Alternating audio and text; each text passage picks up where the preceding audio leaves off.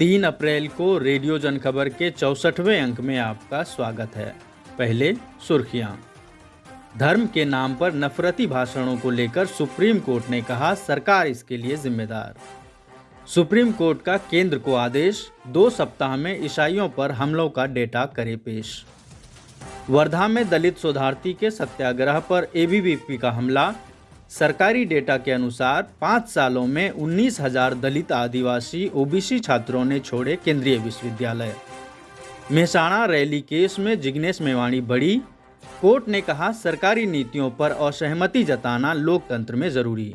IPL के पहले मुकाबले में धोनी की टीम को पांड्या की टीम ने हराया। अब खबरें विस्तार से।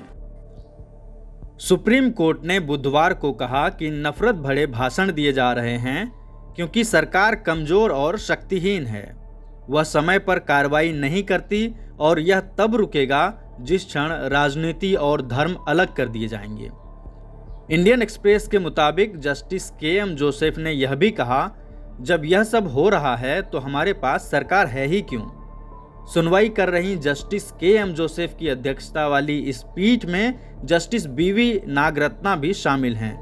उन्होंने यह टिप्पणी केरल के एक मल्टीमीडिया पत्रकार शाहीन अब्दुल्लाह की याचिका पर सुनवाई के दौरान की, जिसमें अदालत के निर्देश के बावजूद कुछ हिंदुत्ववादी संगठनों द्वारा आयोजित रैलियों में भड़काऊ भाषणों को रोकने के लिए कार्रवाई नहीं करने पर महाराष्ट्र पुलिस के खिलाफ अवमानना कार्रवाई की मांग की है। ईसाई समुदायों और संस्थानों को निशाना बनाकर किए जा रहे हमलों से संबंधित एक याचिका पर सुनवाई करते हुए सुप्रीम कोर्ट ने गृह मंत्रालय से कहा है कि वह संबंधित राज्यों से ईसाइयों पर हमलों से जुड़े मामलों में की गई कार्रवाई का डेटा एकत्र करे। यह डेटा कम से कम 8 राज्यों से एकत्र किया जाना है। याचिकाकर्ताओं की ओर से पेश वरिष्ठ अधिवक्ता कॉलिन गोंजाल्वेज ने कहा कि ईसाइयों के खिलाफ हमलों में 2022 के बाद तेज वृद्धि देखी गई है। उन्होंने कहा ईसाइयों पर हमला किया जाता है और ईसाइयों के खिलाफ ही एफआईआर दर्ज कर ली जाती है। पादरियों को गिरफ्तार कर लिया जाता है, ईसाइयों के खिलाफ एफआईआर दर्ज की जाती हैं और वे जमानत पाने के लिए संघर्ष कर रहे हैं।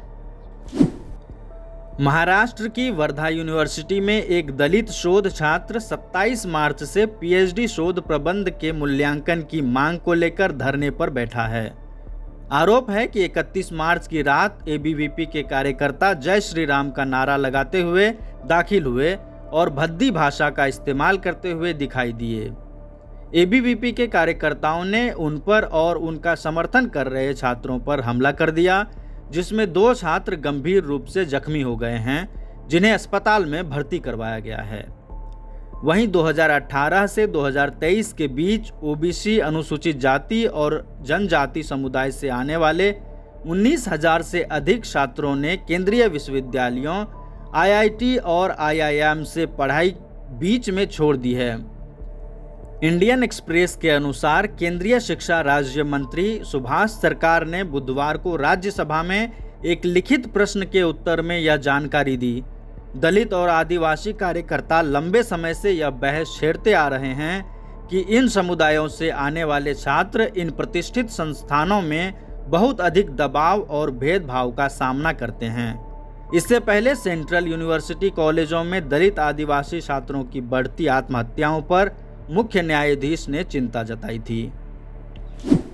गुजरात में कांग्रेस के विधायक जिग्नेश मेवाणी और 9 अन्य को मेहसाणा सत्र अदालत ने जुलाई 2017 में उनके खिलाफ दायर एक मामले में बरी कर दिया है। उन पर आरोप था कि उन्होंने पुलिस द्वारा अनुमति देने से मना करने के बावजूद एक सार्वजनिक रैली निकाली थी। पिछले साल मेवाणी को 3 महीने जेल की सजा सुनाई गई थी।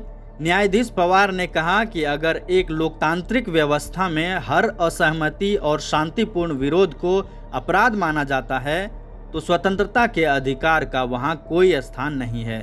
हिंदुस्तान टाइम्स के मुताबिक उन्होंने यह भी कहा कि विचार विमर्श, चर्चा, बहस और सरकार की नीतियों के खिलाफ असहमति एवं इसकी निष्क्रियता की आलोचना लोकतंत्र के लिए आवश्यक है। इस साल के आईपीएल 2023 की शुरुआत मौजूदा चैंपियन गुजरात टाइटंस की जीत के साथ हुई। धोनी की चेन्नई सुपर किंग्स ने ऋतुराज गायकवाड़ के 92 रनों की पारी की बदौलत 178 रन बनाए, जिसे गुजरात ने 4 गेंद बाकी रहते 5 विकेट से जीत लिया। इसी के साथ इस अंक के समाचार समाप्त। अगले अंक के समाचार के लिए मिलेंगे गुरुवार को। तब तक के लिए दें इजाजत।